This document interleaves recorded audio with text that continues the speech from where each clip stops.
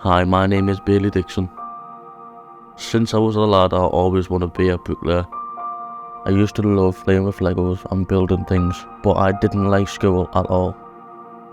I struggle with ADHD and have learning disabilities, so I just never enjoyed my time there.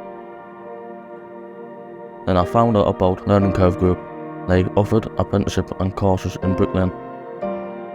When I joined Learning Curve Group, it felt totally different to school. The staff were brilliant and they treated me like an adult and gave me respect. Every day I'm learning different things and overcoming challenges, from building walls to different types of bricks. I even got to work on a professional side and it was brilliant. I loved it. I just love crafting.